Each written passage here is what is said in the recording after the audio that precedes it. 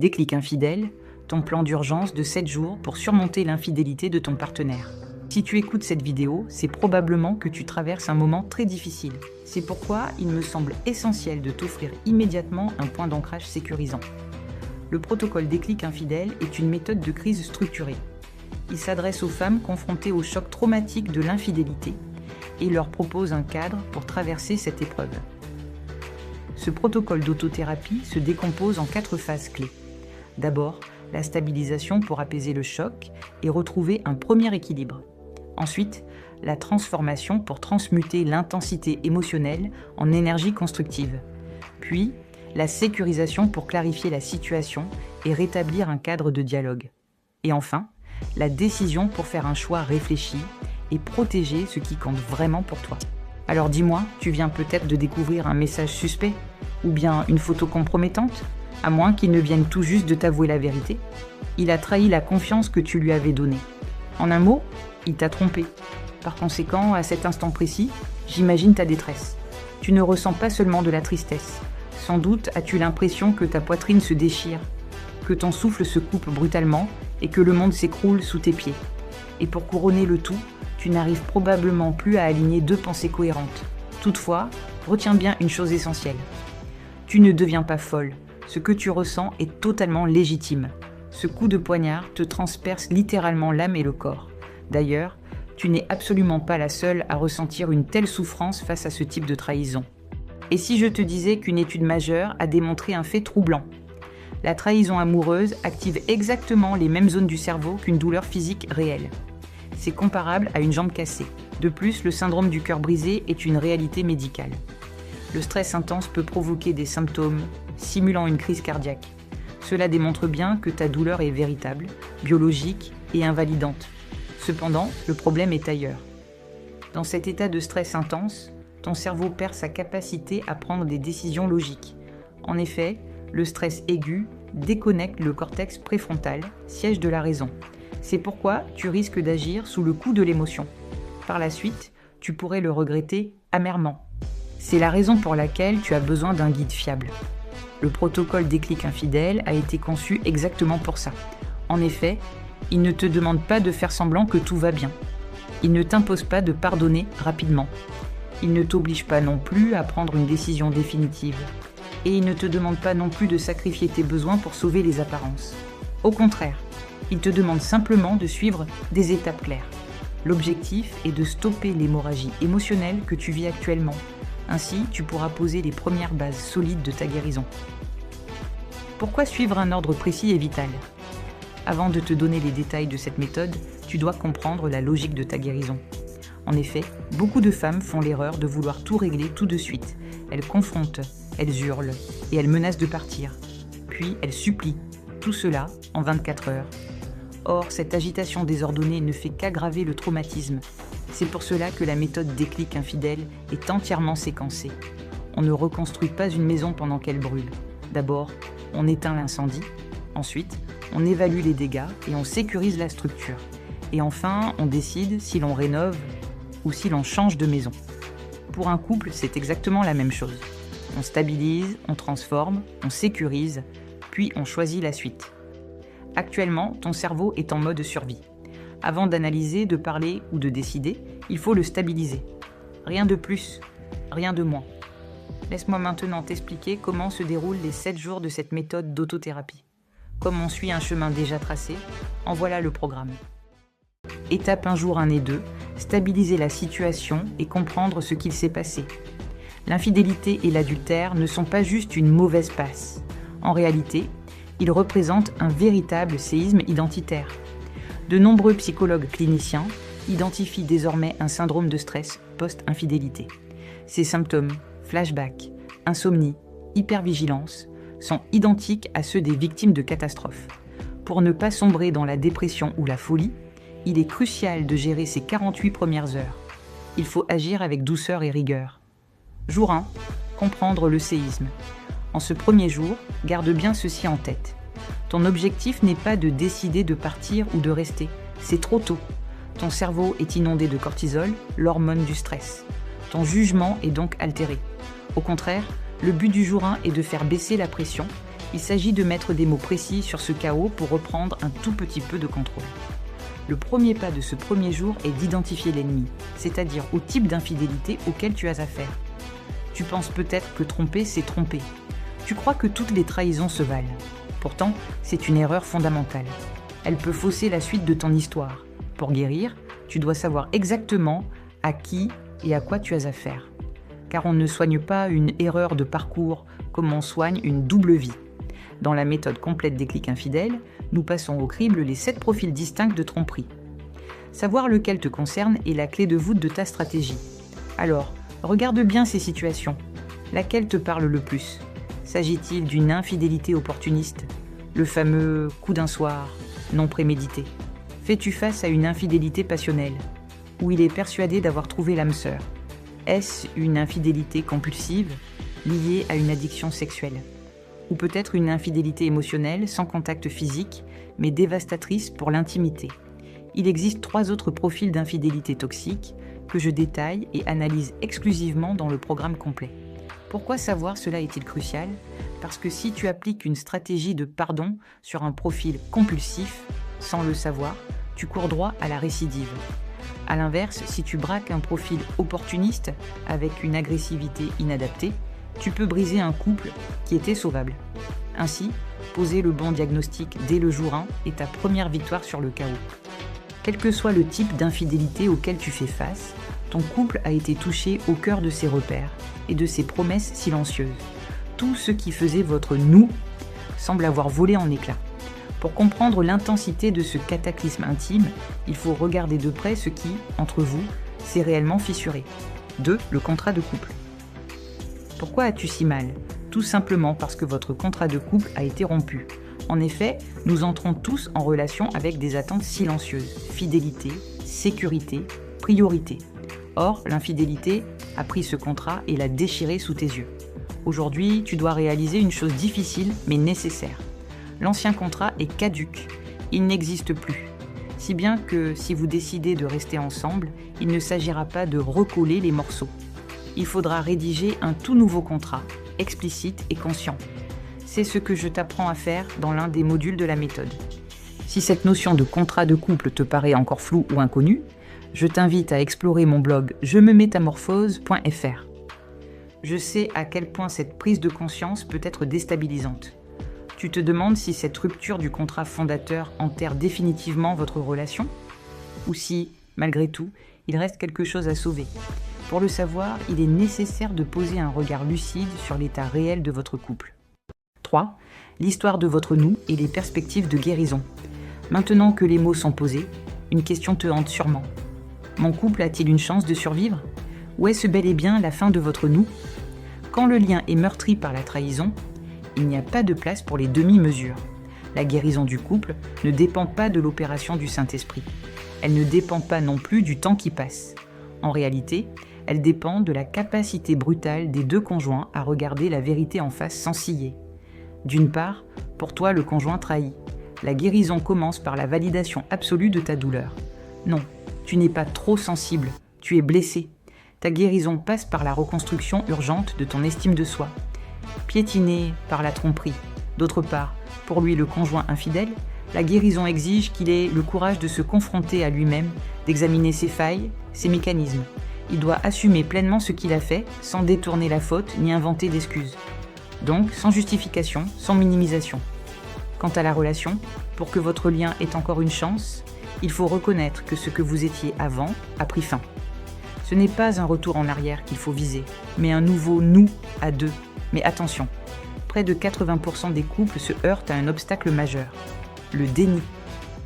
Si ton partenaire cherche à atténuer les faits avec des phrases du genre « c'était juste un verre » ou bien « tu dramatises » ou encore « ça ne compte pas », la guérison devient impossible. Dans la méthode, je te donne les outils précis. Tu pourras traverser ce déni avec lucidité et faire émerger la vérité dont tu as besoin pour avancer. Une fois que tu as nommé les choses et affronté la possibilité du déni, tu pourrais croire que le pire est derrière toi. Malheureusement, c'est souvent là que l'adrénaline de la découverte retombe. Elle laisse place à une douleur sourde et physique. Ton cerveau a compris, mais ton corps, lui, commence à réagir. C'est pourquoi Le jour 2 est consacré à ta survie émotionnelle immédiate. Jour 2, quand la réalité te rattrape. Le matin du deuxième jour de la méthode a souvent une saveur brutale. La réalité te frappe de plein fouet. Tu ouvres les yeux et tu réalises « Non, ce n'était pas un mauvais rêve, ça m'est vraiment arrivé ».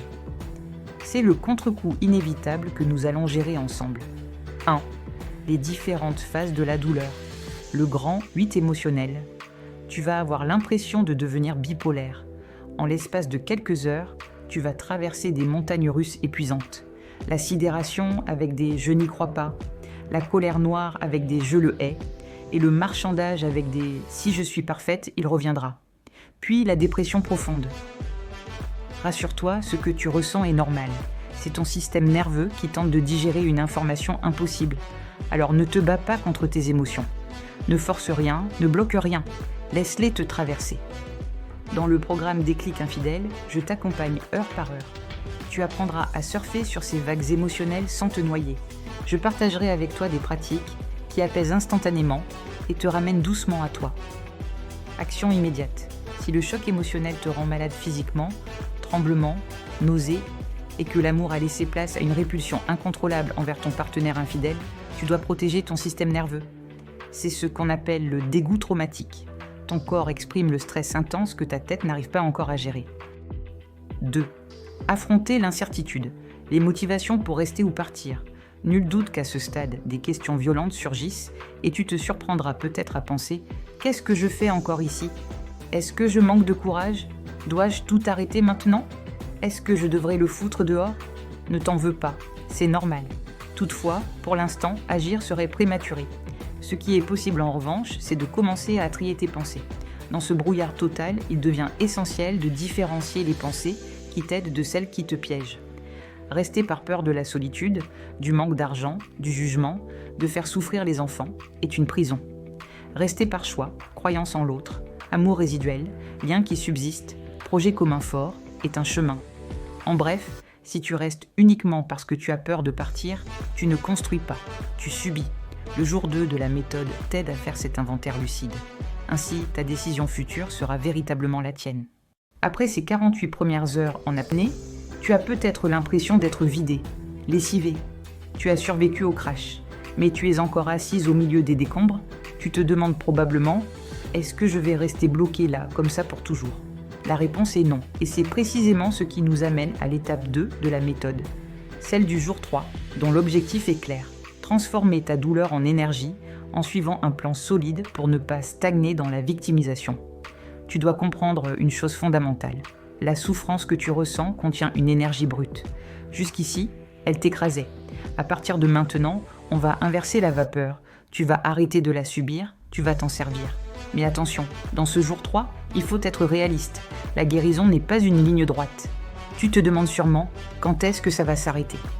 Oublie l'idée que tu iras mieux la semaine prochaine. En effet, des études cliniques montrent que la reconstruction de la confiance prend en moyenne 18 mois à 2 ans.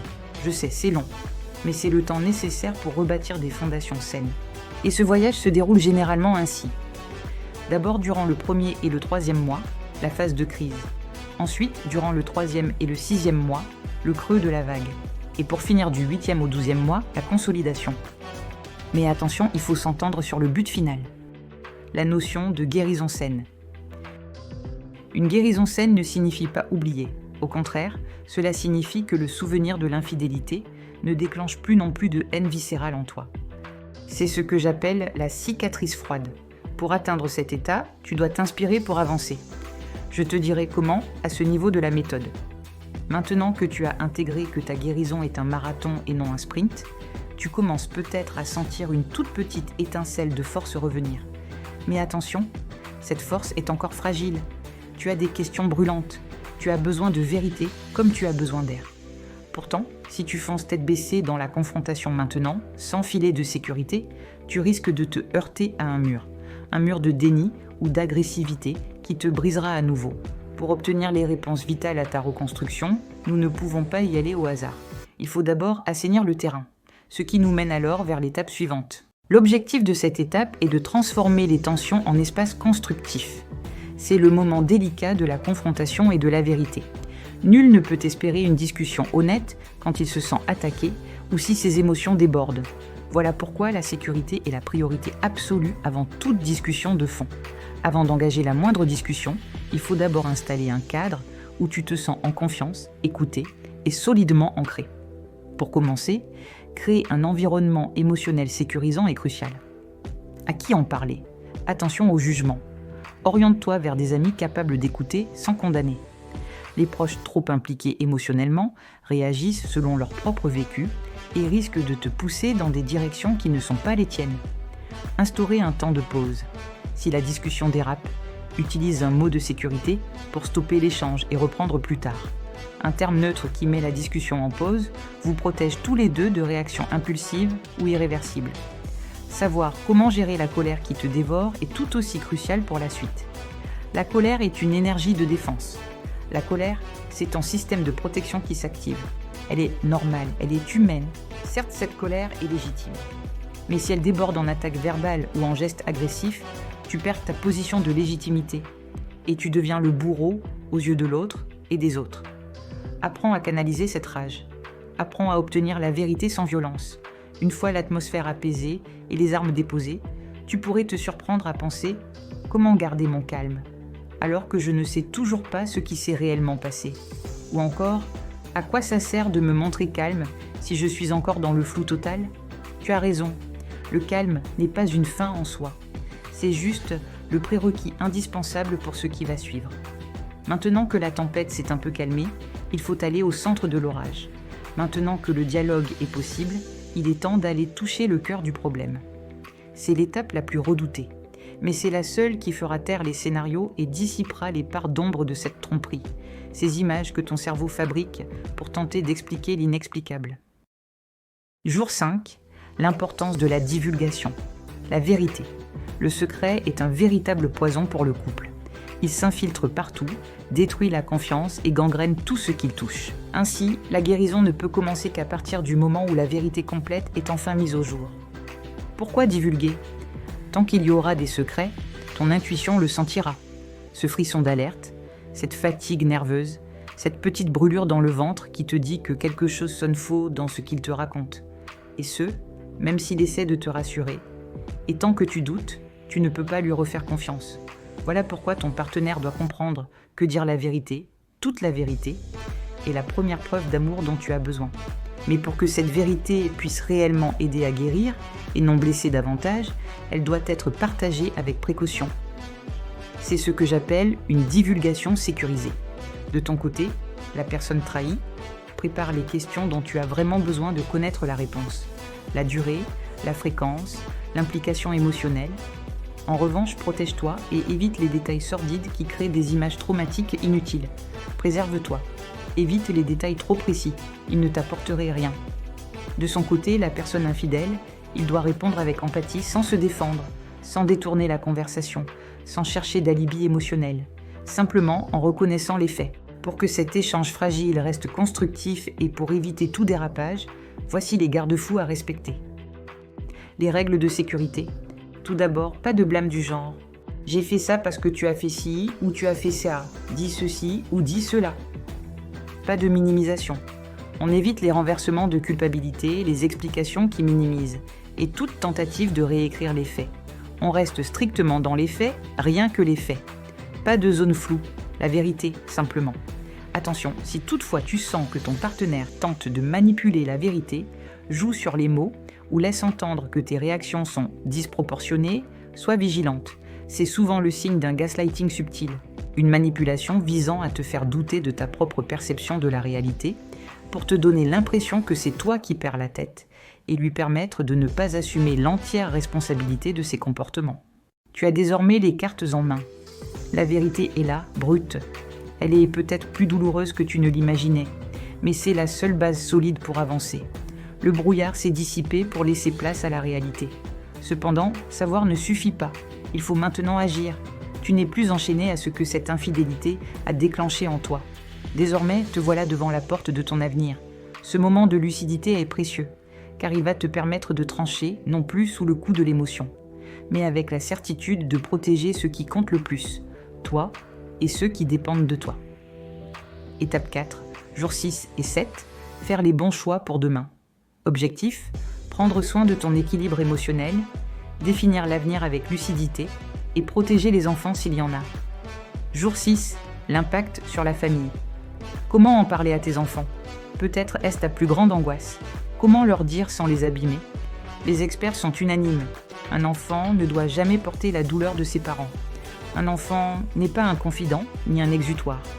Il ne doit pas porter un poids qui appartient aux adultes. Dans cette étape, tu découvriras des exemples concrets de parents qui ont suggéré cette annonce et d'autres qui ont commis des erreurs plus lourdes de conséquences. Les pièges à éviter absolument. Il existe des écueils qui blessent plus qu'ils ne protègent. Dans ces moments-là, on peut facilement tomber dans des réflexes qui, sans le vouloir, embarquent l'enfant dans une place qui n'est pas la sienne. Des mots trop durs, des responsabilités trop grandes ou un silence trop lourd peuvent brouiller leur boussole intérieure. Le choix crucial. À ce stade du processus, tu as mis de la lumière sur les faits au jour 5 et retrouvé un minimum de stabilité émotionnelle jour 4. Tu peux enfin regarder ta situation avec un esprit plus clair, sans être guidé par la panique ou l'impulsivité. C'est depuis cette clarté retrouvée que tu pourras discerner si votre relation peut réellement renaître, ou bien si la voie la plus juste et la plus saine est celle qui t'invite à écrire une nouvelle page. Tu as sécurisé tes enfants et tu as commencé à y voir plus clair sur l'avenir de ton couple. C'est un pas de géant. Cependant, il reste une dernière pièce maîtresse à ce puzzle, la plus importante de toutes, toi. Tu ne peux pas franchir le seuil de ce nouveau chapitre de ta vie avec les armes d'hier. Que tu choisisses de rester ou de partir. Car le séisme que tu as traversé a changé la topographie de la carte de ton monde intérieur. Ce qui fonctionnait hier ne suffit plus aujourd'hui. C'est pourquoi le dernier jour de ce protocole n'est pas une fin. C'est une mise à jour complète de ton logiciel interne. Une mise à niveau total de ton fonctionnement émotionnel et mental. Jour 7. Et maintenant, développer de nouvelles compétences. Pourquoi développer de nouvelles compétences? Que tu décides de rester ou de partir, une chose est certaine, l'ancien toi et l'ancien couple n'existent plus. Il faut donc acquérir de nouvelles compétences relationnelles. Il te faut de nouveaux outils, ceux qui te permettront de bâtir des liens sains, solides et alignés avec les autres, mais de surcroît avec toi-même. Ce que tu dois savoir pour la suite, la guérison n'est jamais passive. Elle demande de l'engagement, du mouvement, de la présence à soi. La guérison est un acte volontaire. Tu as stabilisé, clarifié, sécurisé. Maintenant, tu peux construire, avancer, te renforcer. Et pour que cette force nouvelle ne demeure pas abstraite mais devienne la pierre angulaire de ton avenir, tu vas pouvoir t'appuyer sur un outil concret, le contrat de couple. C'est ici que l'on redessine tout. Ce qui est permis, acceptable, non négociable, précieux, mais également ce qui ne doit plus jamais se reproduire ou qui appartient définitivement au passé. Conclusion, ta renaissance commence ici. Ces 7 jours sont un voyage exigeant. Ils viennent réveiller en toi une force que la douleur avait étouffée. Et ils t'aident à traverser ce chaos intérieur sans t'y perdre. Oui, ils te demandent du courage. Mais ils t'offrent en échange quelque chose que personne ne pourra jamais t'enlever. La capacité d'avancer en femme qui choisit, et non plus en femme qui subit. Ne reste pas seule avec tes questions. Tes questions, ta douleur, tes doutes. Tout cela mérite un cadre solide, bienveillant et compétent. Ta guérison mérite une structure, une guidance fiable qui t'accompagne pas à pas et une présence qui comprend la complexité de ce que tu vis. Si tu veux aller plus loin et avancer chaque jour avec des vidéos, des exercices concrets et mon accompagnement, rejoins le programme complet Déclic Infidèle.